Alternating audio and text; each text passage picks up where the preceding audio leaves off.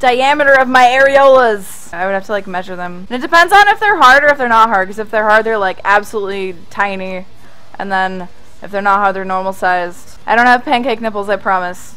What the fuck? If you want to make a porn, I have a 5'2" friend, hairy and makes weasel sounds. I like metal, hard rock, alternative rock, country, classic rock, pop, in that order, and then like very, very little rap or hip hop. Eminem is a rapper I like. I used to like Eminem a lot when I was younger, like 8. Right now I'm not into dating, so definitely big muscles and a big dick go before a big brain. But a big brain is definitely attractive too. It's just like, that's more like for friendship. I would never have sex with someone just because of their personality or because of their intelligence. It's just kind of an additive because sex is physical.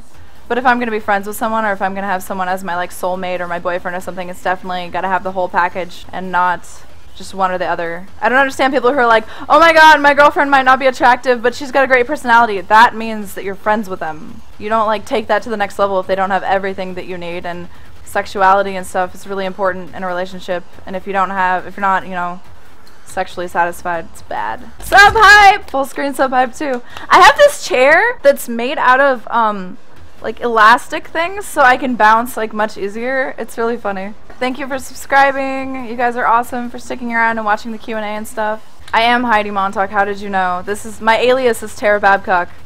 It's amazing. You never knew that I liked streaming and playing games, did you? Aw. What do I consider a big dick? Anything above like 6.5 inches I would consider big. I don't discriminate against like race or gender. It just has to be, you have to turn me on, then I'll have sex with you. And it has to be safe, of course. It's not just like, oh yeah, I know that you have slept with 45,000 girls without a condom, and now we're gonna have sex without a condom just because you turn me on. Yeah! Modeling is a passion in that, like, it allows me to have an outlet for my creativity. Like, I can do something sexy or come up with a cool idea or just be, like, really sexy and fun and, you know, dolled up and stuff, which is something that I'm passionate about, but not in the same way that I am gaming. Like, gaming is something that actually makes me happy, and, like, I just love creating content and making people laugh and playing games. This seems like the best thing in the world, right? Biggest turnoff for me, bad hygiene. If you have a bad personality, that can actually turn me off from having sex with you, because if it's that bad, I'm not going to enjoy having sex with you. It's not going to be fun if you're just awful and should kill yourself. I graduated high school, did some college while I was in high school. I did this program called Running Start, which was like for people who are like bored in their regular classes and things were too easy, or they had good grades and they wanted to get some college credits while they were still in high school. And that was pretty cool for me because I didn't like going to high school. My high school was pretty ghetto, and I was like one of the only white people, and everyone was like, oh, white girl, like that was my name. And it was just like I didn't have many friends. Like, I was popular and everyone knew me, but I didn't feel like I connected with anyone on a level where I would actually call them anything other than an acquaintance, and it was like meh. And then I went to college and everyone kind of just minded their own business, and I got to do cool electives, and it was fun. How do I feel so comfortable talking about sex? Because I feel like it's something that's natural, and it's something that everyone does and everyone wants to do.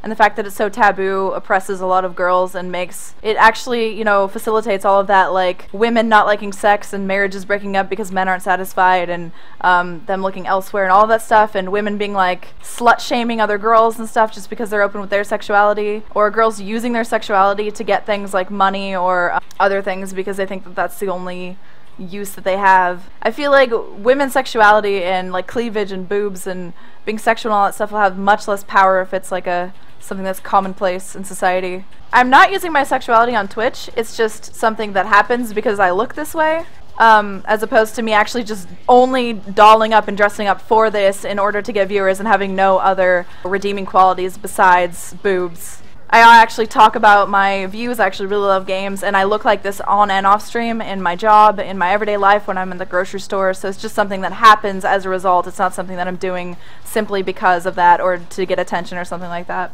If I was in a relationship, it would definitely be an open relationship. I think that the rules of conventional relationships are very outdated and based on like jealousy and selfishness, and they're an old tradition that makes no sense anymore, because marriage used to be something where it's just like, oh, it's, you know, some sacred thing with God, and then God had these sets of rules where you couldn't do this and that, and it's a physical thing, and it has nothing to do with like who you share it with. You should do whatever you want with your body, and you shouldn't be holding back your partner. You should be coexisting with your partner and helping them evolve as a person. Of course, I don't mind homosexuality. I feel like everyone should do what they want. I feel like it sets humanity back like a million years when we're actually hating on and bashing homosexual people, when like it's the same thing that happened with every race that was oppressed and everything. It's like, whoa, what the fuck are you doing? Stop pushing your weird religious beliefs on other people.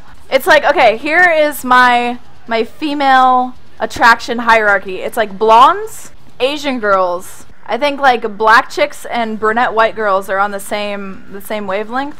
And then after that is like Mexican girls. Especially like the really delicate like Vietnamese, Japanese, or Korean girls, like K-pop stars. They're like super hot. I feel like I have enough of the like extremely sexual, over the top, like sexy blonde thing with myself. So if I was gonna do something like lesbian, it would definitely have to be like with a shy Asian girl that I could like teach her the ropes and stuff. I would never change anything for a guy unless it was like something I didn't mind too much and I'm like, sure, you know, I want to please you better, that's fine. I would never do something I don't want to do for someone else. Dropping my phone between my tits. I tried. Let me try again. Ow. I don't have like a gaping refund gap between my tits where it's like, oh, fuck, it fell in. Now I just have to like go down into the crevice that is my fucking cleavage. That pussy put me to sleep. I call her NyQuil. My favorite anime of all time is, okay, if we're talking about like a show series, it's definitely Dragon Ball Z. There's no comparison.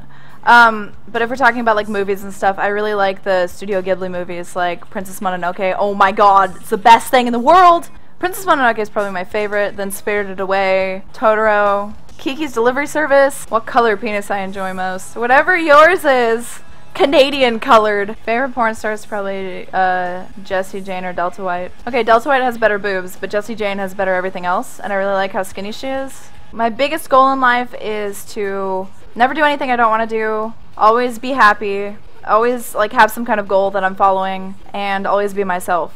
I am not insecure about anything. I mean, I have things that I consider to be flaws, but those things I'm either working on or I've accepted, and it's like I'm super confident in who I am so that no one can actually affect my mood. There's one person in the world who can affect my mood based on things that people would normally be insecure about, and that's just like my roommate, because he's like my everything, my best friend. I hate it when people will say, oh, why should I care about your opinion?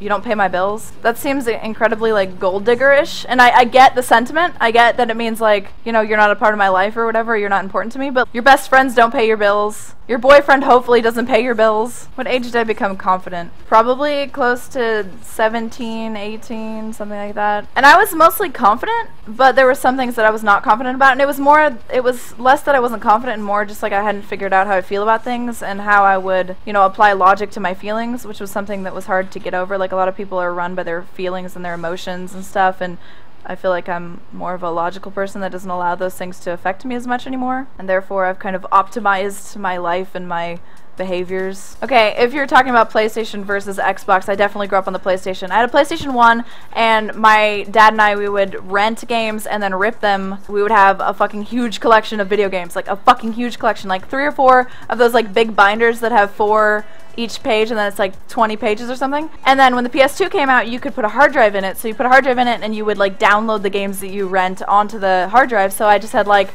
a hard drive full of games for the PlayStation 2, and then the PlayStation 3, of course, it was just like I was buying the games at that time, because eventually during the lifespan of the PS3 I had moved out and was finally, you know, making money so I could buy games and have my own games. Like, met my roommate during the PS2, I think, and we started playing through campaign modes and other things together, which was pretty cool, because I always enjoy like a game that has a story, and it's much more fun when you play with other people. Okay, so like, you can't orgasm while sucking a cock, but I really enjoy sucking cock, so it's like kind of a toss-up. My first stream, I had 200 viewers, and I was playing World of Warcraft, Mists of Pandaria Beta, and I started streaming, and I was like, I'm gonna have like 1 viewer, and it's gonna be embarrassing, oh my god, and then people, I guess, saw the thumbnail, they clicked, there was a lot of hate, and then a Twitch admin came in and told me I had to cover that poster right there. I had to cover it because it was too sexual. It was like under boob, like from here down. I don't mind short sex. Like, okay, a minute or 2 is pushing it. But I don't mind short sex because it's really easy for me to climax. So it's like, I feel like if you have shorter sex, you can have more often sex. How many times have I had sex? Like, an innumerable amount. What? I enjoy it, so I try to do it every day.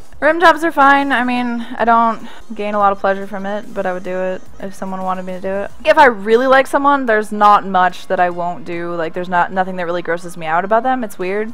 Superman over Batman. Superman is kind of like just like a generic superhero, but Batman is like some spoiled little bitch that's afraid of bats and like has no actual powers and is just like a rich bitch. I don't feel like the audience can empathize with him as much. The only thing that they can empathize with or sympathize with is the fact that his parents have died, and that's why we like him. Otherwise, he's just like an asshole that wants to do some shit simply because he had like a trauma in his life. And I don't really like people who like, okay, they get AIDS, so then they start an AIDS foundation. I don't like that. It's like, oh, you didn't give a shit about the cause before, but now that it affects you directly, you give a shit. And I feel like that's a very accurate description of why Batman gives a shit about anyone. It's because some crime took away his family, so he wants to take away the crime.